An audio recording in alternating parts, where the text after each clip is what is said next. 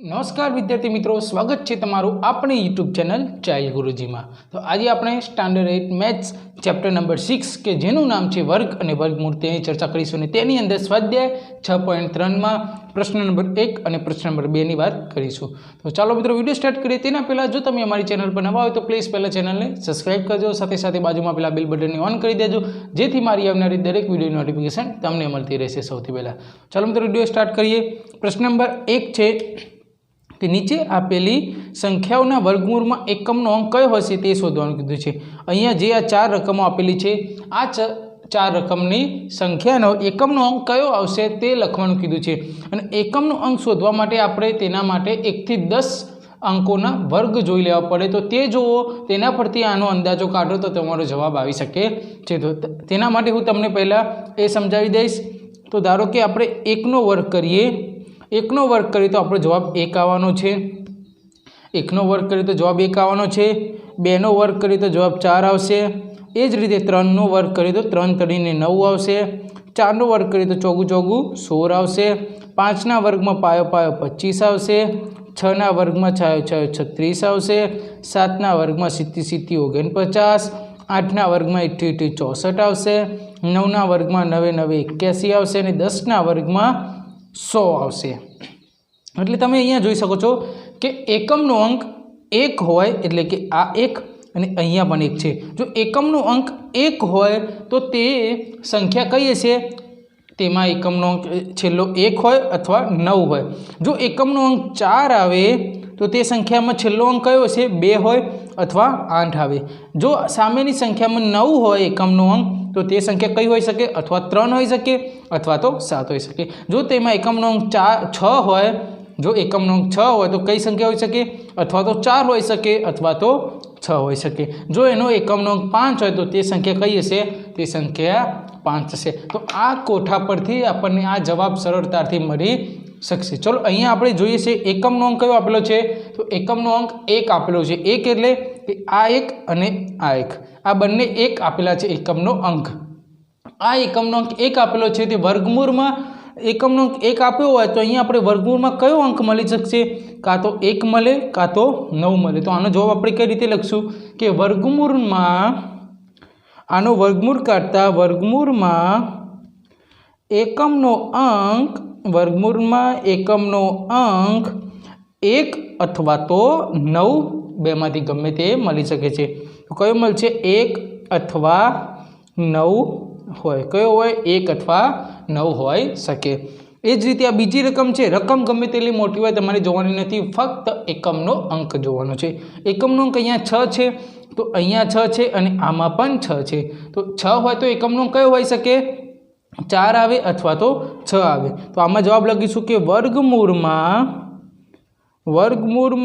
એકમનો અંક, વર્ગમૂળમાં એકમનો અંક કયો આવશે? 4 આવશે અથવા તો 4 આવશે અથવા તો 6 હોય, 4 હોય અથવા 6 હોય। ચલો અહીંયા ફરીથી એકમનો અંક 1 આવ્યો। 1 માટે આપણે હમણાં જ જણાવ્યું 1 અથવા 9 આવે। તો વર્ગમૂળમાં એકમનો અંક, વર્ગમૂળમાં એકમનો અંક કયો કયો આવશે? 1 આવશે અથવા તો 9 હોય, 1 હોય અથવા તો 9 હોય। અહીંયા એકમનો અંક 5 આપેલો છે તો એકમનો અંક 5 આવે તો કઈ સંખ્યા આવશે? તો 5 જ આવશે। તો આનો જવાબ પણ લખી દઈશું કે વર્ગમૂળમાં શું આવશે? વર્ગમૂળમાં એકમનો અંક કયો આવશે? ફક્ત 5 હોય। વર્ગમાં કઈ સંખ્યા હોય? તો વર્ગમૂળમાં એકમનો અંક ફક્ત અને ફક્ત 5 જ હોય। ચલો અહીંયા નેક્સ્ટ છે કે કોઈ પણ પ્રકારની ગણતરી કર્યા વિના જ જણાવો કે નીચેના પૈકી કઈ સંખ્યા પૂર્ણાંક નથી? કઈ સંખ્યા પૂર્ણાંક નથી એટલે કે કઈ સંખ્યા પૂર્ણ વર્ગ છે અથવા પૂર્ણ વર્ગ નથી અને કયા કારણથી નથી તે જણાવવાનું છે। તો તેના માટે આપણે 1 થી 10ના આ વર્ગની જરૂર પડવાની છે। 1 થી 10ના આ વર્ગની આપણે જરૂર પડવાની છે। 1 થી 10નો વર્ગ હોય એટલે જો સંખ્યા તે પૂર્ણ વર્ગ હશે તો તેમાં કઈ કઈ સંખ્યા છે તે જાણવું જરૂરી છે। તો તેમાં કઈ કઈ સંખ્યા હોય? પૂર્ણ વર્ગ હોય તો તેમાં 1 હોય, 4 હોય, 9 પણ હોય, 6 પણ હોય, 5 પણ હોય, 6 આવી ગયા, 9 પણ આવી ગયા, 4 પણ આવી ગયા, 1 પણ આવી ગયા, ને 0 હોય. પણ કેવા 0 હોય? ડબલ 0 હોય. 1 0 અથવા 3 0 હોય તો તે પૂર્ણવર્ગ સંખ્યા નથી. તેમાં કેટલા 0 હોવા જોઈએ? 2 0 હોવા જોઈએ. તો એકમની સંખ્યામાં જો આ 5 આંકડા હશે, સોરી આ 6 આંકડા હશે તો આ સંખ્યાઓ પૂર્ણવર્ગ હશે. જો એકમની સંખ્યામાં આ 6 આંકડામાંથી એકમનો અંક નહીં હોય તો આ સંખ્યા પૂર્ણવર્ગ નથી. એ રીતે આપણે જણાવી દેવાનું. ચલો, ફર્સ્ટ છે 153. 153 એટલે એનો એકમનો અંક 3 છે. તો એકમનો અંક આમાં આવે છે 3, તો આમાં આવતો નથી. તો આપણે શું લખશું કે એકમનો અંક 3 હોવાથી શું નથી? પૂર્ણવર્ગ નથી. કેવી સંખ્યા નથી? તો 3 હોવાથી સંખ્યા પૂર્ણવર્ગ નથી. ચલો નેક્સ્ટ જોઈએ. નેક્સ્ટ છે 7. 7 આમાં આવે છે તો જોતા ખબર પડે છે કે 7 આમાં નથી. તો આપણે શું લખશું કે એકમનો અંક 7 હોવાથી પૂર્ણવર્ગ નથી. એકમનો અંક 7 હોવાથી પૂર્ણવર્ગ નથી. ચલો નેક્સ્ટ જોઈએ. અહીંયા 8 છે, આમાં 8 આવે છે? તો ના, આમાં 8 પણ આવતો નથી. તો આમાં એ જ લખશું કે એકમનો અંક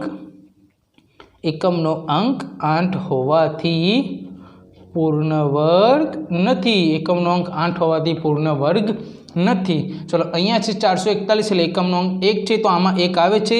તો હા, આમાં 1 આવે છે. તો માટે શું લખશું કે એકમનો અંક 1 હોવાથી પૂર્ણવર્ગ છે. સંખ્યા કેવી છે? પૂર્ણવર્ગ છે. તો અહીંયા આપણે ક્લિયર કર્યો પ્રશ્ન નંબર 1 અને પ્રશ્ન નંબર 2, જે તમે સારી રીતે અહીંયા જોઈ લીધું. જો તમને તે ના સમજાવે તો મને કોમેન્ટમાં લખીને જરૂર બતાવજો. હું નેક્સ્ટ વિડીયોમાં તમને ફરીથી સમજાવવાનો પ્રયત્ન કરીશ. તો ચાલો મિત્રો, મળીશું આપણે નેક્સ્ટ વિડીયોમાં. જો તમને વિડીયો સારો લાગે તો વિડીયોને લાઇક કરો. ચેનલ પર નવા તો પ્લીઝ પહેલાં ચેનલને સબસ્ક્રાઇબ કરજો. સાથે સાથે બાજુમાં પેલા બેલ બટનને ઓન કરી દેજો, જેથી મારી આવનારી દરેક વિડીયો નોટિફિકેશન તમને મળતી રહેશે સૌથી પહેલાં. તો ચાલો મિત્રો, મળીશું આપણે નેક્સ્ટ વિડીયોમાં. આવજો, જય હિન્દ, અને જોતા રહેજો ચાઇલ્ડ ગુરુજી.